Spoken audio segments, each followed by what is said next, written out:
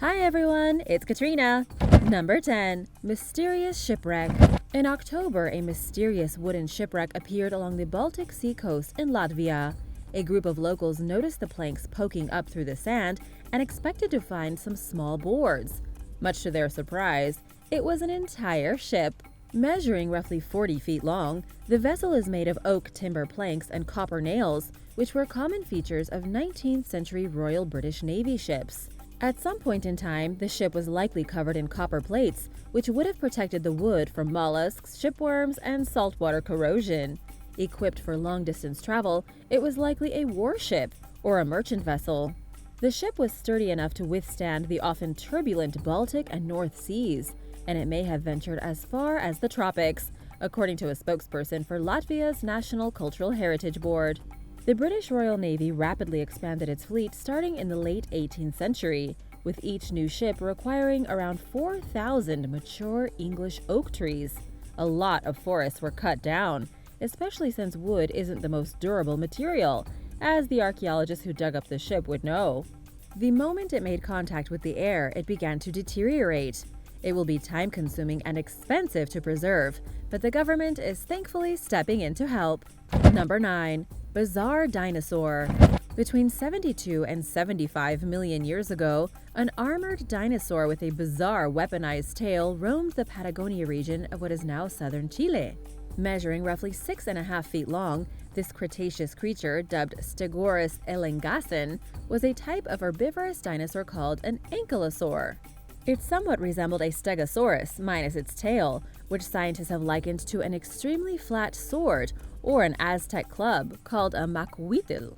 The deadly appendage is unlike any other tail ever seen on a dinosaur. It's short for a dinosaur tail, but functioned as a rather effective weapon against its enemies. The newly described specimen died near a river, where it may have been sucked into the ground by quicksand. A. elengasin's fossils show that ankylosaurs evolved much differently in different parts of the world after the supercontinent Pangaea broke up around 200 million years ago. The event split Pangaea into two separate landmasses, the southerly supercontinent Gondwana and Laurasia, which sat largely in the northern hemisphere. Very few ankylosaurs have been found in the region that once encompassed southern Gondwana, and the ones that have were much different than their neighbors to the north.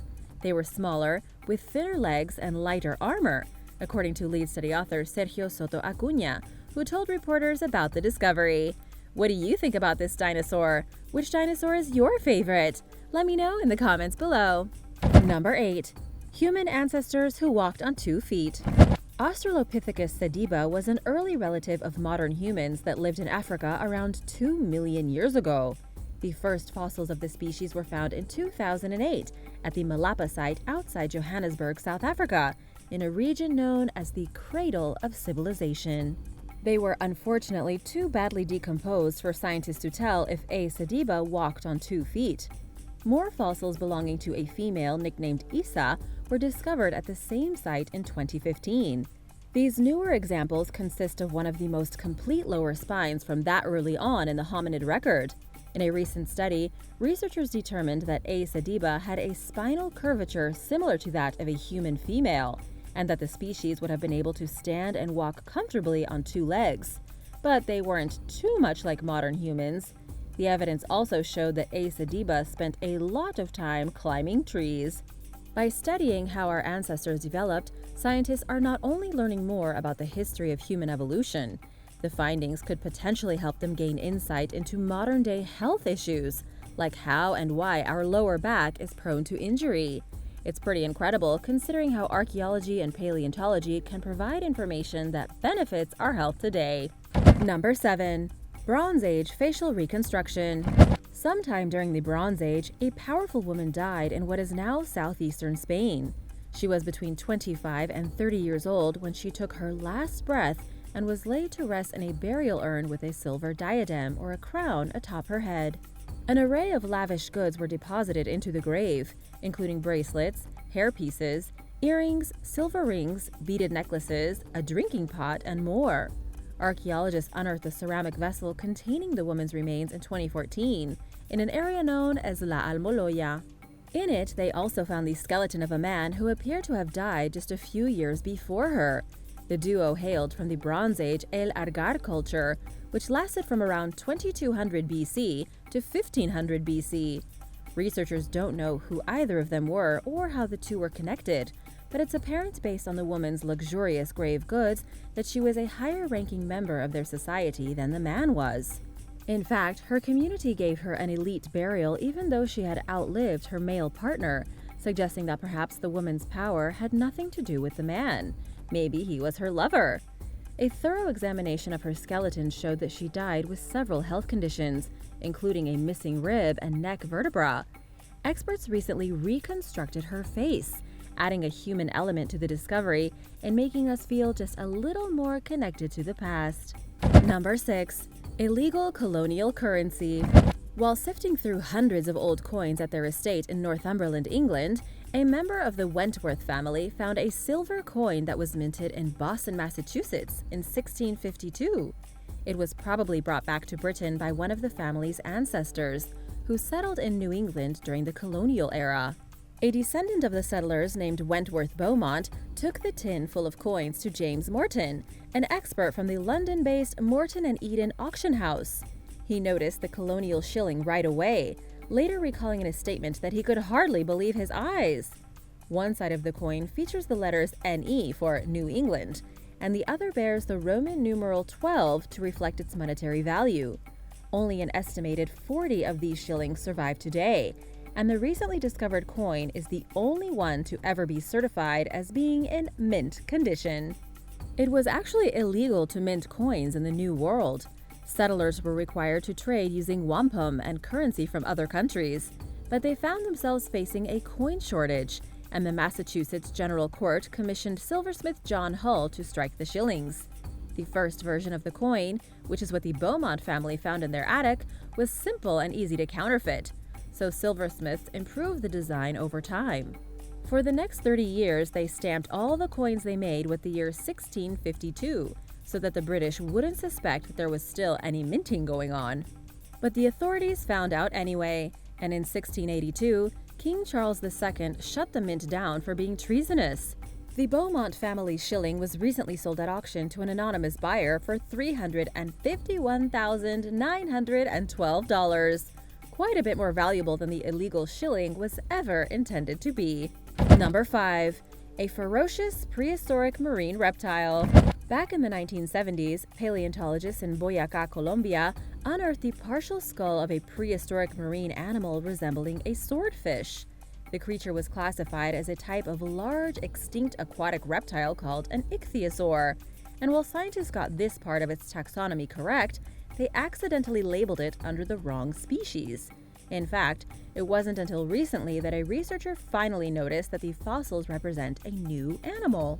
Measuring roughly 3 feet long, the creature's skull is packed with a pair of elongated jaws filled with terrifying gnarly teeth.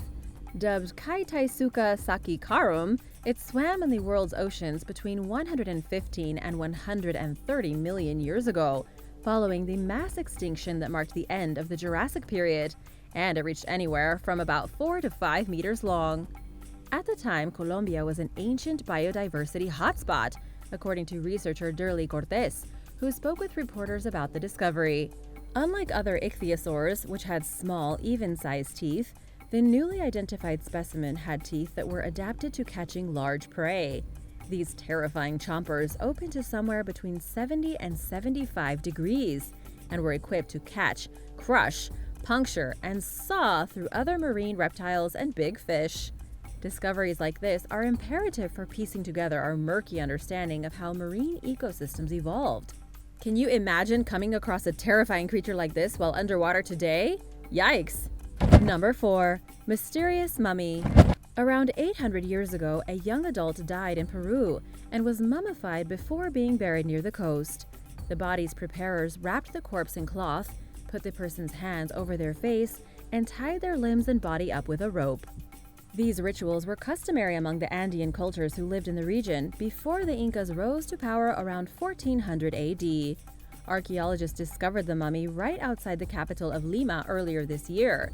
The area, known as Cajamarquilla, was once home to one of the biggest and busiest pre-Hispanic settlements along the Peruvian coast. The team believes that the individual was a young man who died between the ages of 25 and 30, but they have yet to confirm this. He was found in an oval-shaped tomb beneath the city square, suggesting that he was an important person, perhaps a trader who had moved to the town from elsewhere to sell his goods. The mummy's tomb was filled with ceramics, stone tools, and other grave goods. There were also signs that people visited his burial long after he died and left offerings of meat and vegetables. The team is currently awaiting radiocarbon dating and other test results so they can get a more precise idea on when the person died and perhaps who he was to his community. Number 3. Oldest denisovan fossils. It seems crazy to think about, but at one point in time, several different species of humans walked the Earth. Scientists know relatively little about these different groups of archaic humans, but are learning more as they continue to investigate. For example, in 2010, a DNA test revealed the existence of an extinct hominid group called the denisovans, who, aside from the Neanderthals, are our closest known relatives.